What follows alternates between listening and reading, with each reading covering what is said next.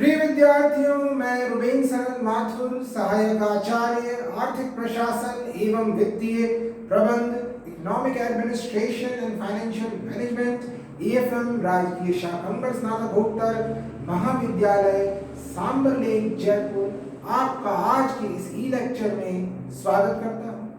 विद्यार्थियों, पिछले ई लेक्चर्स में हमने बीकॉम थर्ड ईयर यानी बीकॉम तृतीय वर्ष की में EFM सब्जेक्ट यानी EFM विषय के पेपर ग्रामीण विकास एवं सहकारिता का अध्ययन आरंभ किया था और इसके अंतर्गत हमने सहकारिता का अध्ययन आरंभ किया था।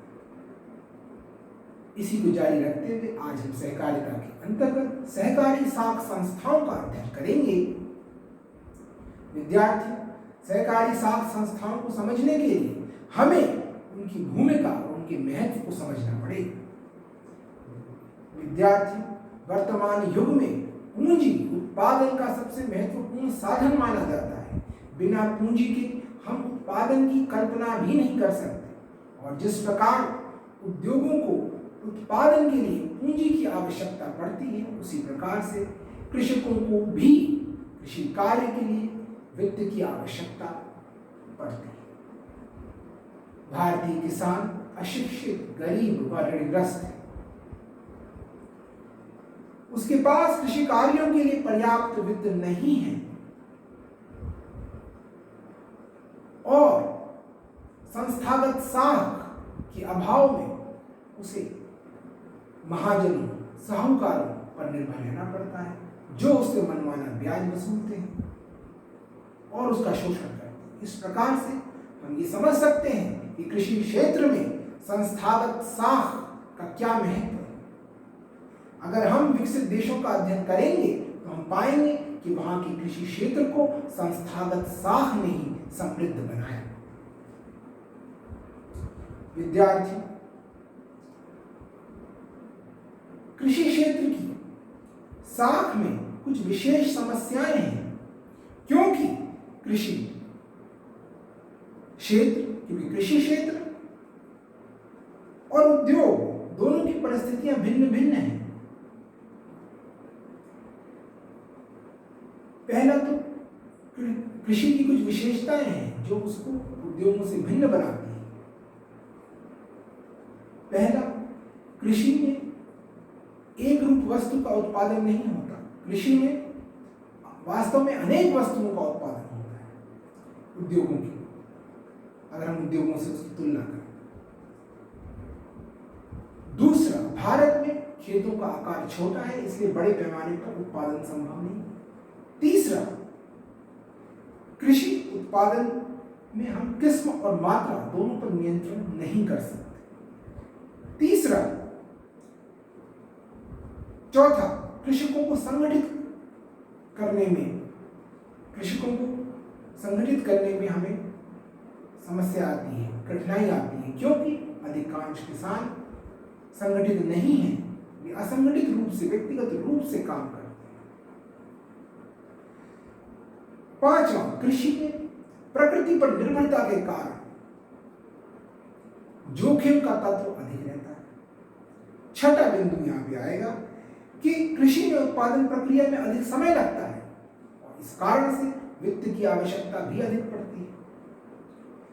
भारतीय किसान गरीब, अशिक्षित व ऋणग्रस्त है और एक बिंदु यहां पे यह है कि कृषि उत्पादन क्षेत्र मंडियों से दूर होता है, इस कृषकों को अपनी उपज का उचित मूल्य भी नहीं मिल पाता। और नवा, कि कृषि क्षेत्र में जो साख की मांग है वो मौसमी प्रकृति की।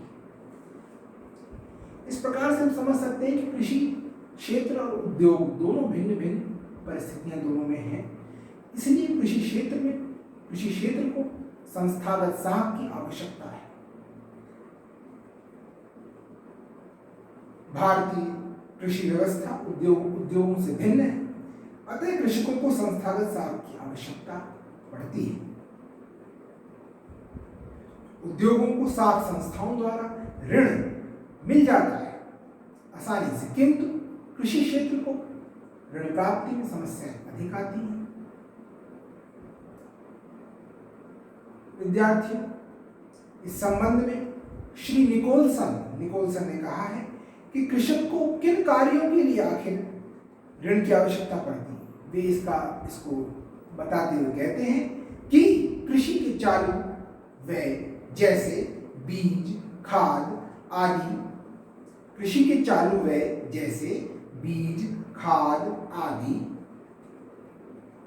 का क्रय, पशु, औजार व कच्चे माल का क्रय चुकाने के लिए, नई भूमि खरीदने के लिए अथवा भूमि की सिंचाई, जल की निकासी की व्यवस्था आदि में सुधार के लिए, मकान व मरम्मत करने के लिए, भोजन वस्त्र खरीदने के लिए, सरकार को माल गुजारी चुकाने के लिए, विवाह एवं सामाजिक उत्सवों पर खर्च करने के लिए, जेवर गहने खरीदने व मुकदमेबाजी का संचालन करने के लिए कृषकों को ऋण की आवश्यकता पड़ती है। श्री निकोलसन ने इस संबंध में ये कहा। श्री हॉरेस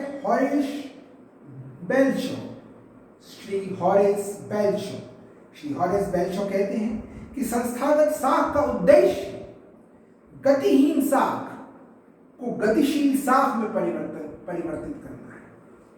श्री हॉरेस बेल्शो कहते हैं कि संस्थागत साख का उद्देश्य गतिहीन साख को गतिशील साख में परिवर्तित करना है। संस्थागत साख का उद्देश्य निर्धन किसानों को कम ब्याज पर पर्याप्त वित्त उचित समय पर उपलब्ध करवाना है। यदि हमें कम समय में कृषि उत्पादन को हमें बढ़ाना है तो हमें किसानों को सस्ती साख सुविधाएं उपलब्ध करवानी होंगी ताकि वे बीज, खाद, यंत्र व कृषि श्रमिकों की व्यवस्था कर सकें। विद्यार्थियों, कृषि क्षेत्र में संस्थागत साख का महत्व क्या है ये हमने पढ़ा। लेकिन विद्यार्थियों, यहां ये प्रश्न उठता है कि जब हम ग्रामीण साख के लिए संस्थागत साख की बात करते हैं तब हम सहकारी व्यवस्था को ही क्यों उत्तम मान रहे हैं। विद्यार्थियों, इसका कारण है कि ग्रामीण सहकारी साख समितियां किसानों की ही समितियां होती हैं, कृषक ही इनके सदस्य होते हैं, अतः ये अपनी वित्तीय आवश्यकताओं का सही अनुमान लगा सकते हैं। कृषि साख प्रदान करते समय हमें निम्न बिंदुओं का ध्यान रखना चाहिए।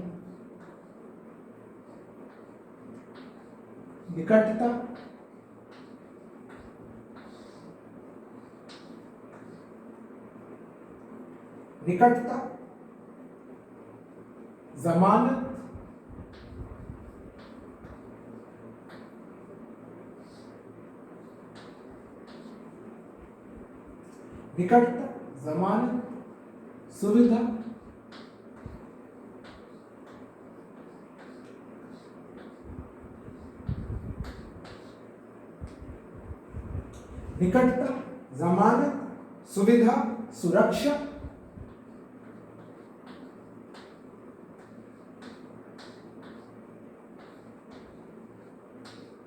उत्पादकता,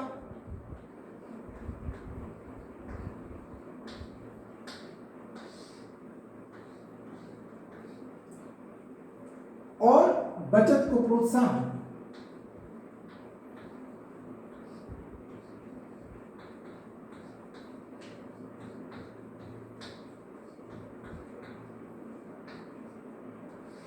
विद्यार्थियों,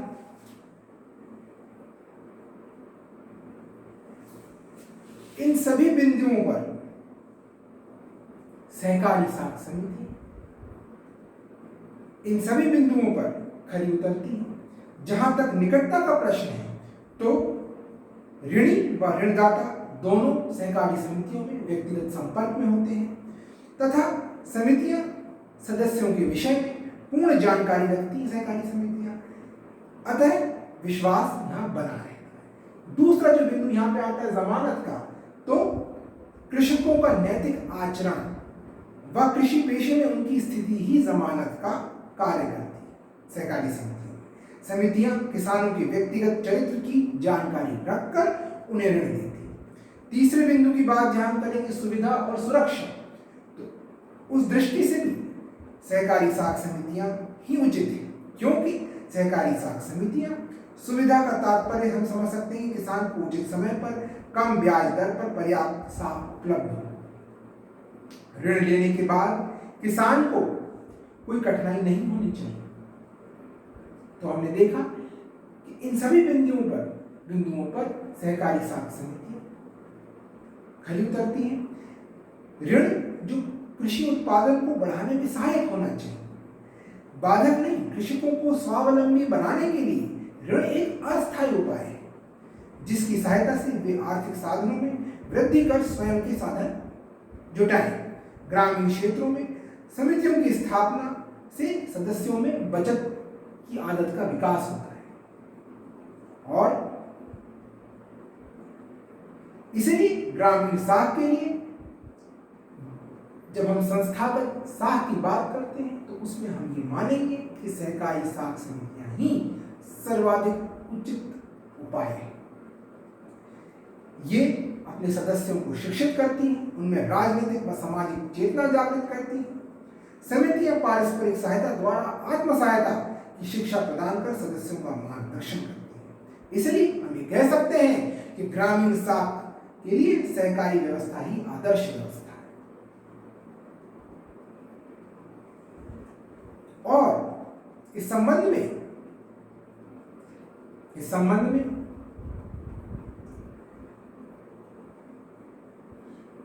1945 में ग्रामीण साख सर्वेक्षण समिति रूरल क्रेडिट सर्वे कमेटी ने कहा था कि आज पहले से भी कहीं अधिक ग्रामीण साख के एक संस्थागत ढांचे का आधार गांव की सहकारी समिति को ही बनाने के लिए पर्याप्त कारण। यानी रूरल क्रेडिट सर्वे कमेटी ग्रामीण साख सर्वेक्षण समिति ने कहा था कि आज पहले से भी कहीं अधिक ग्रामीण साख के एक संस्थागत ढांचे का आधार गांव की सहकारी समिति को ही बनाने के लिए पर्याप्त कारण है। भारत में कृषि साख के पुनर्गठन को स्वयं गांव के अंदर ही कृषकों के किसी न किसी प्रकार के सहकारी संगठन पर ही आधारित करना चाहिए। तो इस प्रकार हम समझ सकते हैं कि सहकारी व्यवस्था कृषि क्षेत्र में कृषि साख के लिए कितनी उपयुक्त है। सहकारी व्यवस्था विद्यार्थी सहकारी साख के क्या उद्देश्य है? सबसे पहले हम सहकारी साख के उद्देश्य की बात करते हैं। विद्यार्थियों, यदि हम सहकारी साख के उद्देश्यों की बात करें तो पहला जो उद्देश्य है सहकारी साख का वो है बचत की आदत डालना। यानी कृषकों में पहला सहकारी साख के उद्देश्य।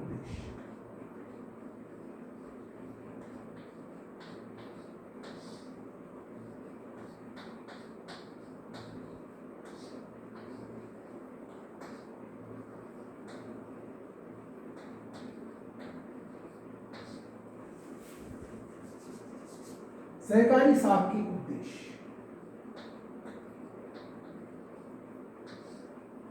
तो विद्यार्थी, पहला जो उद्देश्य है वो है कृषकों में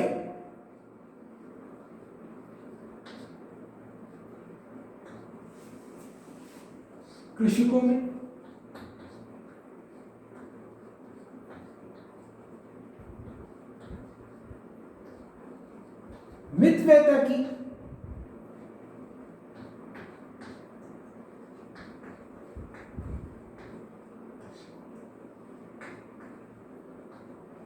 मितव्ययता को प्रोत्साहित करना। दूसरा उद्देश्य है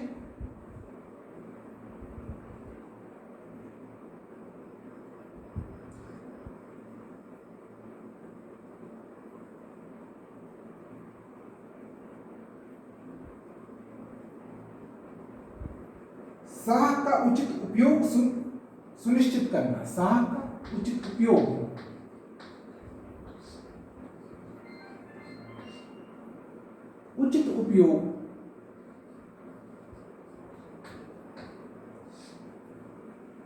सुनिश्चित करना।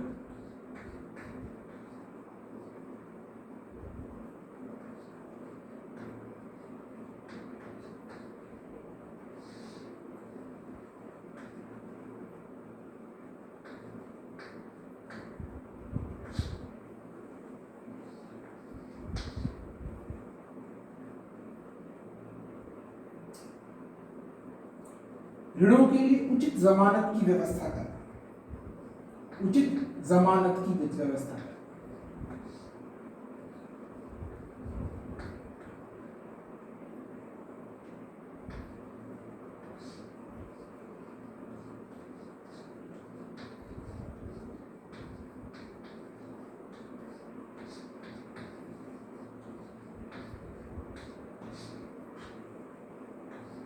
चौथा,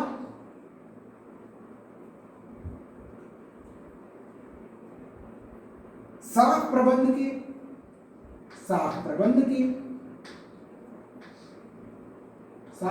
के जो व्यय होते हैं उनमें कमी लाना, कि व्ययों में कमी लाना,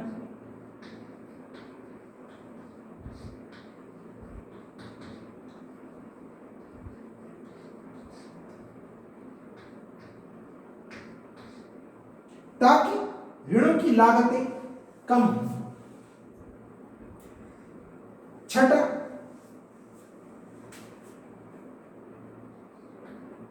पांचवा, ऋणदाताओं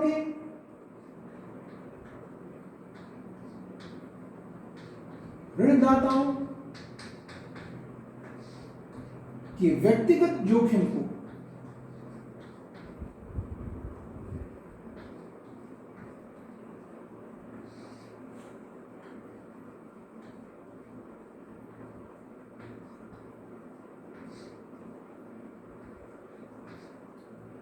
सामूहिक जोखिम में बदलना।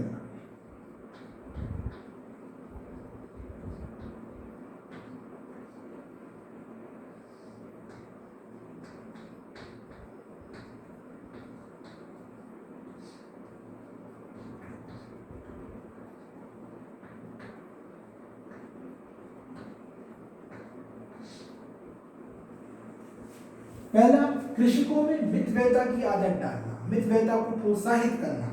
दूसरा, सहकारी साख का उद्देश्य है साख का उचित उपयोग सुनिश्चित करना, ताकि जिसके लिए ऋण दिया गया है उसी के लिए उपयोग में लिया जाए। तीसरा, उचित जमानत की व्यवस्था करना, ताकि ऋणदाताओं के लिए जोखिम कम हो। चौथा, साख प्रबंधन के व्ययों में कमी कर लाना, ताकि ऋणों की लागत कम हो। पांचवा, ऋणदाताओं की व्यक्तिगत जोखिम को सामूहिक जोखिम में बदलना। और छठा,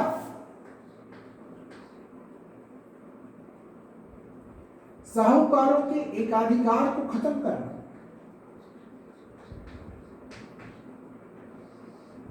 साहूकारों के एकाधिकार को खत्म करना।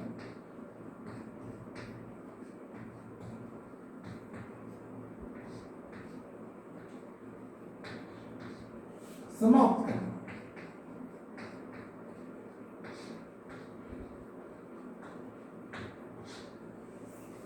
इस प्रकार से हमने देखा कि सहकारी साख के क्या उद्देश्य।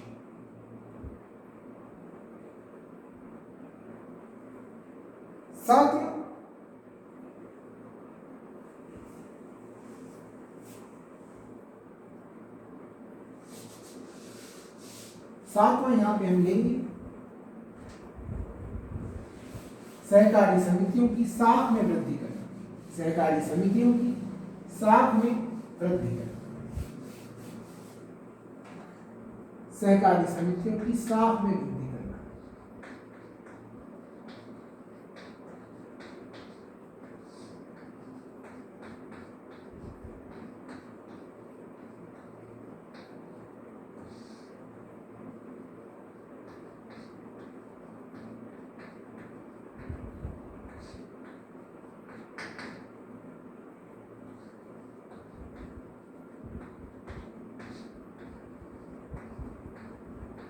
ताकि सहकारी समितियों की साख में वृद्धि करना, ताकि वे जनता से अधिक जमाएं प्राप्त कर सके और अन्य सहकारी समितियों को वित्त प्रदान कर सके, यानी सहकारी समितियों की साख में वृद्धि करना। इस प्रकार से विद्यार्थियों, सहकारी साख के उद्देश्य,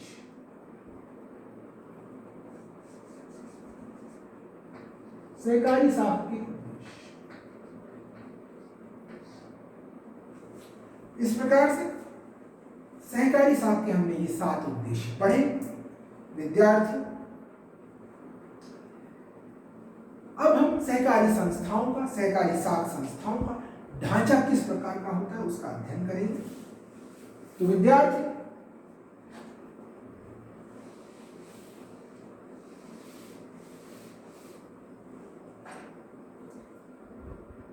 सबसे ऊपर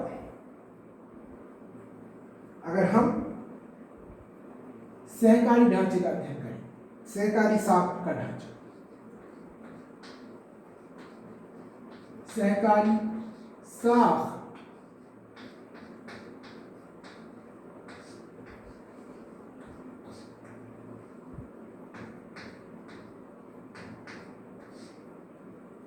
का ढांचा,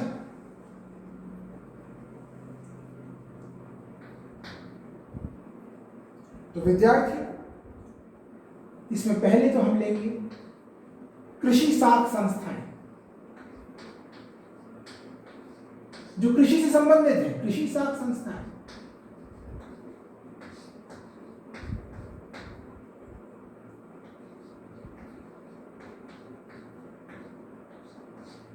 दूसरा, गैर कृषि साख संस्थाएं,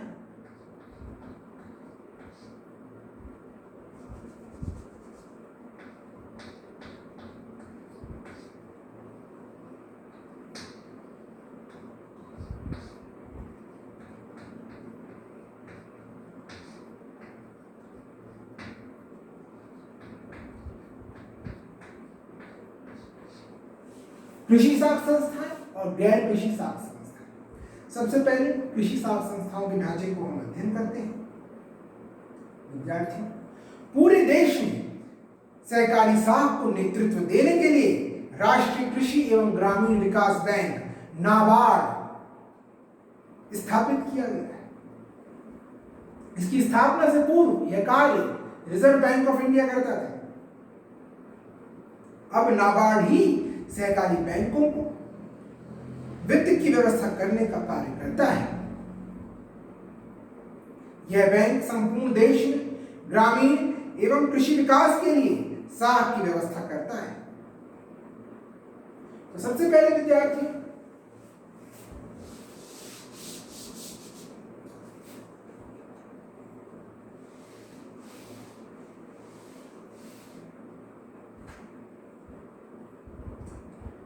हमारे पास सबसे पहले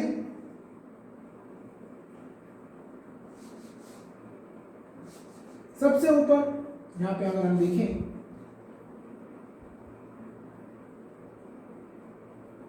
सबसे पहले यहां पे होती है हमारे पास प्राथमिक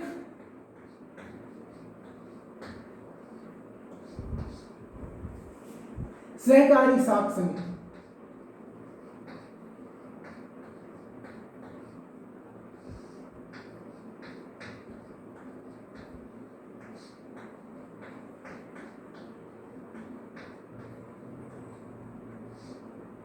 तो विद्यार्थी, प्राइमरी कोऑपरेटिव क्रेडिट सोसाइटी, ये समितियां सहकारी साख ढांचे का आधार स्तंभ है। ये मूल रूप से ये जो समितियां हैं, इन समितियों का उद्देश्य अपने सदस्यों को सस्ती साख उपलब्ध करवाना एवं उनमें बचत व मितव्ययता की आदत विकसित करना। सहकारी साख समितियां त्रिस्तरीय जो ढांचा है सहकारी साख संस्थाओं का, सबसे ऊपर शीर्ष अपेक्स बैंक होता है, उसके नीचे केंद्रीय सहकारी बैंक, उसके नीचे प्राथमिक सहकारी साख समिति।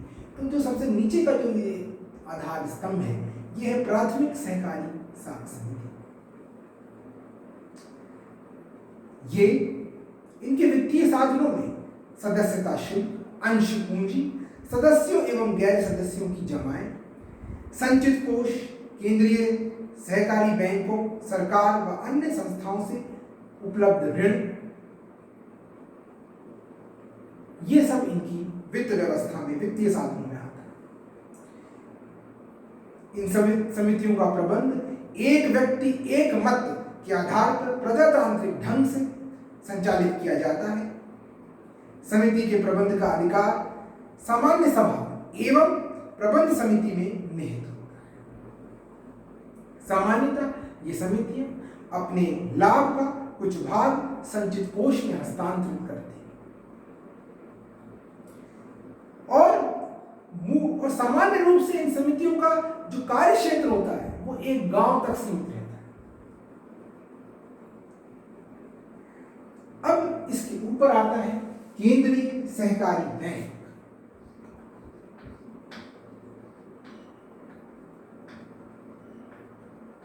केंद्रीय सहकारी बैंक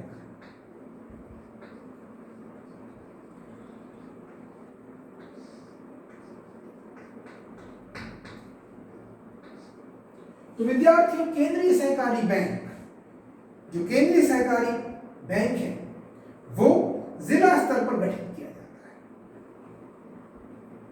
प्राथमिक सहकारी साख समितियां गांव के स्तर पर गठित की जाती है और केंद्रीय सहकारी बैंक जिला स्तर पर गठित किया जाता है।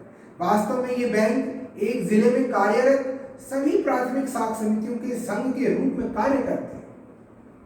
उस जिले की सभी प्राथमिक साख समितियां केंद्रीय सहकारी बैंक की सदस्य होती हैं।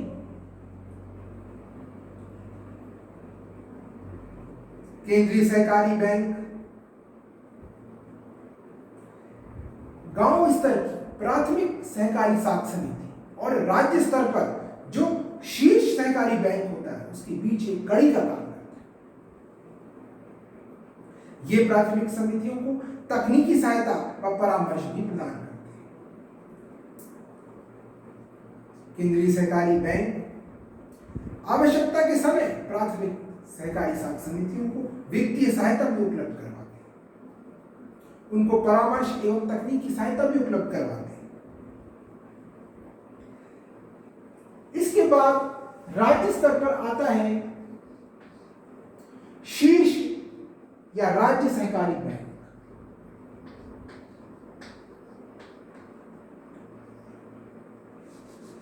शीर्ष या राज्य सहकारी बैंक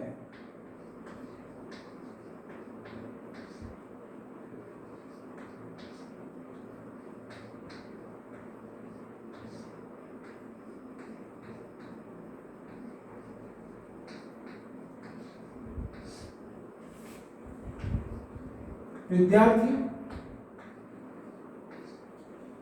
ये जो अपेक्स बैंक होता है यानी शीर्ष सहकारी बैंक या राज्य सहकारी बैंक, ये राज्य स्तर पर सहकारी साख ढांचे में राज्य सहकारी बैंक की विशेष भूमिका होती है। ये राज्य सहकारी ढांचे की शीर्ष संस्था है। ये राज्य में सहकारी आंदोलन के विकास, निर्देशन, नियंत्रण, निरीक्षण आदि महत्वपूर्ण कार्यों के लिए उत्तरदायी होती है। इनकी पूंजी के स्रोतों में अंश पूंजी, रिजर्व बैंक अथवा नाबार्ड से प्राप्त ऋण, राज्य सरकार व अन्य संस्थाओं से प्राप्त ऋण तथा संचित कोष, ये इसकी प्रमुख पूंजी जो इसकी स्रोत है, इसकी पूंजी के स्रोत है, उसमें आते हैं। शीर्ष बैंक की सत्ता इसकी सामान्य सभा में निहित रहती है।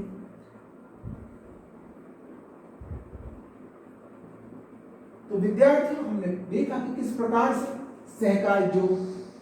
सहकारी साख का ढांचा है वो कृषि सहकारी साख की बात करें तो ढांचा किस प्रकार से होता है। सबसे नीचे तो यहाँ पे त्रिस्तरीय ढांचा है। ये एक पिरामिड यानी स्तूपाकार होता है, पिरामिड के शेप का होता है। सबसे नीचे तो बहुत सारी प्राथमिक सहकारी साख समितियां हैं गांव के स्तर पर। उसके बाद जिला स्तर पर केंद्रीय सहकारी बैंक होता है और उसके बाद राज्य स्तर पर शीर्ष या राज्य सहकारी बैंक होता है। विद्यार्थी,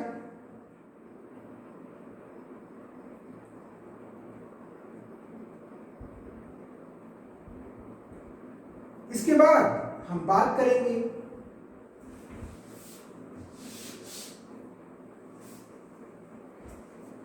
दीर्घकालीन साख समिति। जब हम कृषि सहकारी साख समितियों की बात कर रहे थे तो उसको भी हम दो भागों में विभाजित कर सकते हैं।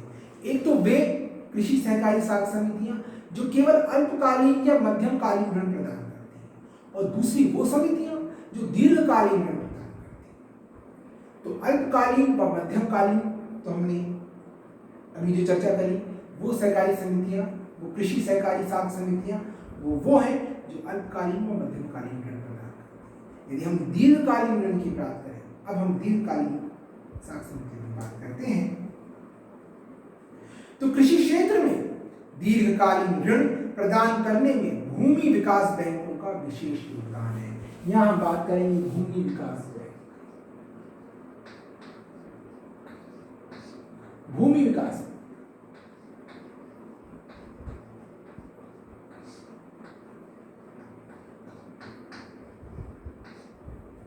तो विद्यार्थियों,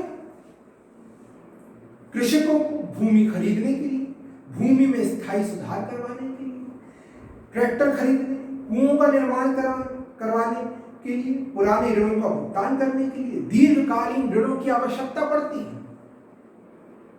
दीर्घकालीन ऋणों की अवधि 15 से 20 वर्ष तक होती है तथा ये आसान किस्तों में चुकाए जाते हैं। भारत में भूमि विकास बैंक, सहकारी कृषि एवं ग्रामीण विकास बैंकों का ढांचा 2 स्तर का। अब ये एक सहकारी जो प्राथमिक यहाँ पे भूमि विकास बैंक होते हैं, ये इनका जो ढांचा है वो 2 स्तरीय है। पहले तो प्राथमिक भूमि विकास बैंक, पहले तो प्राथमिक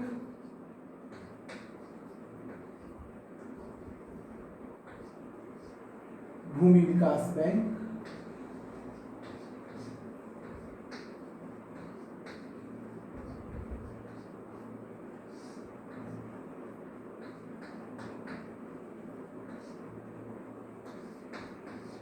ये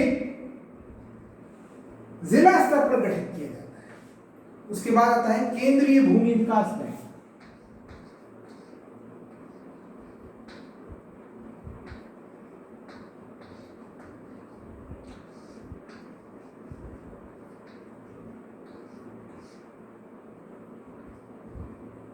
भूमि विकास बैंक,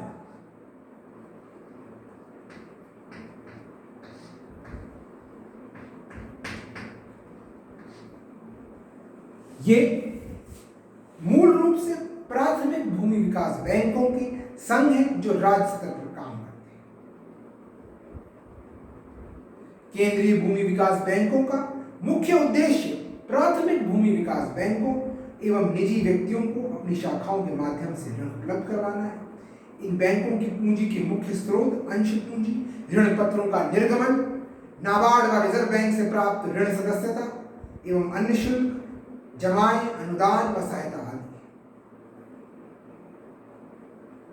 इन बैंकों की पूंजी का जो प्रमुख स्रोत है वो तो एक तो अंश पूंजी, ऋण पत्रों का निर्गमन, नाबार्ड और रिजर्व बैंक से प्राप्त ऋण, फिर सदस्यता एवं अन्य शुल्क, जो ये शुल्क लेते सदस्यता का, जमाएं, अनुदान व सहायता आदि। फिर आती है गैर कृषि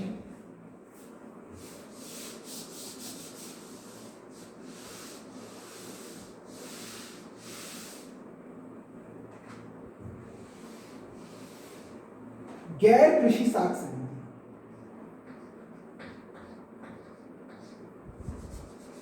गैर कृषि साख समिति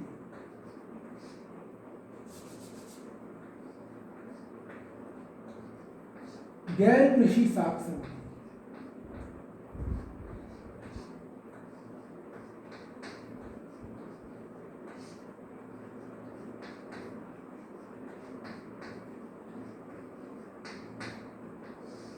विद्यार्थी, इनमें वो समितियां आती हैं जो कृषि के अतिरिक्त अन्य कार्यों के लिए ऋण प्रदान करती हैं, जैसे कि कर्मचारी साख समिति,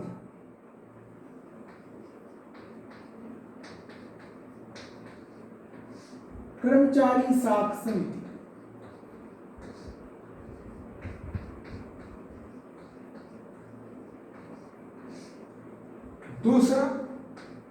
सहकारी आवास विकास बैंक,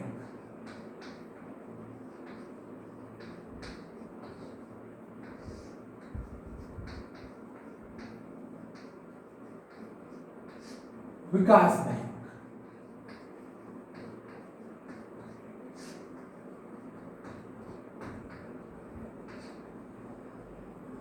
तीसरा शहरी साख बैंक, अर्बन कोऑपरेटिव बैंक्स।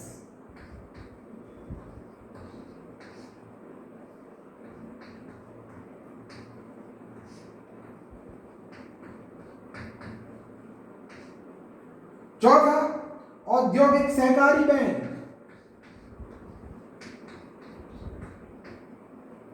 औद्योगिक सहकारी बैंक।